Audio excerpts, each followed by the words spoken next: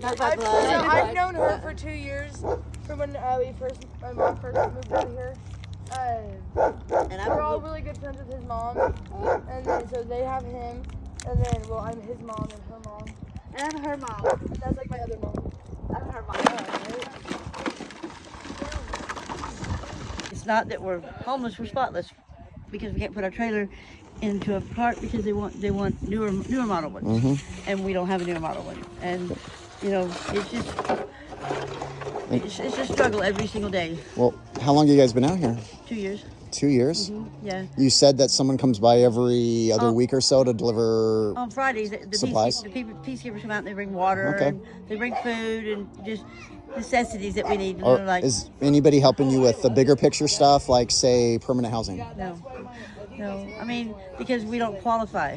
Because you guys don't qualify? Yeah, because I want you to think about that. You have multiple kids under 6 years old. Let me rephrase that. Okay, we're on a waiting list. It's like 1,000 people long, and when you ask where you're at on the housing list, they can't tell you. I did my assessment 2 years ago, and I'm still waiting. And there's 4 or 5 adults and kids. Yeah, there's me and my wife. There's 5 adults and 3 kids. Whoops! I don't want to step in the fire. Yeah, there's 5 adults and 3 kids. Well, the kids love it. They can do it. They get to run wild, but I mean, we all pull together. All 5 of us pull together. Well, I appreciate you sharing. I thank you. We pull together. I mean, it's like I said. Some days are harder than others. Just mentally, you get frustrated. And, we have no ride. We have no way to town except to walk. People ask, you ask people for a ride to town, and if you don't have any gas money or whatever, where are we gonna get it from? That's true. Well, don't you think there should be more services out here? People showing up and saying like, "Hey, we want to work at permanent housing," and you're not going to be number 1,000th on the list. Right, and that's like we've tried. I mean, we've tried. We can't. Our trailer's newer than anything, and we still can't get into a park. Wow. Yeah. So. Well, that's unacceptable. But I really appreciate you inviting me here and talking with me. And thank you for showing. Thank you. You'll have wonderful kids, and you've all been wonderful. So nice to meet you. My name's Kevin. I'm Jackie. Jackie. Nice to meet you. My wife George. We have campers that are good enough for parks, but we just don't have the money to do it. Well, and I asked you, and I'll ask you, how many times have people come out here to your camp, approached you, and offered a permanent solution, transitional permanent housing? Never. No, sir. That's not okay. And you have a family unit, you have a bunch of kids, and they're still not offering the permanent solutions. No, sir.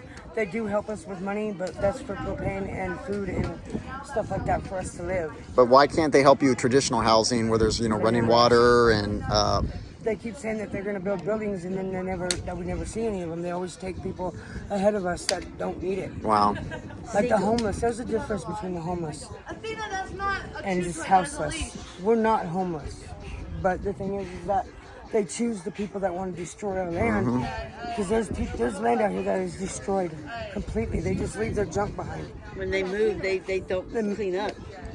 And they want to give homes to them people first. You know what? And my thought is, what if they converted Dirt World to like sanctioned camping, where they had 24-hour services to people who need it, and possibly even security, on the perimeter, where then people feel much safer.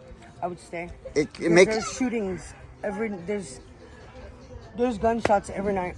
You can't miss it. And so some people living out here have guns. Drug addicts. Thieves, yes. And that's why you guys stay really close. Yes, that's why I started the fence. It's all fenced up. I noticed that. You're fenced up.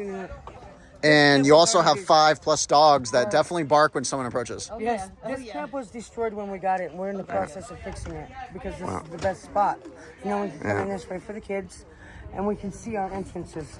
Well, this is really kind of a nice spot. And I appreciate you sharing it. Very nice to meet you. It was very nice meeting you. My name's Georgia. Hi, Georgia. Very nice to meet you, sir. Kevin.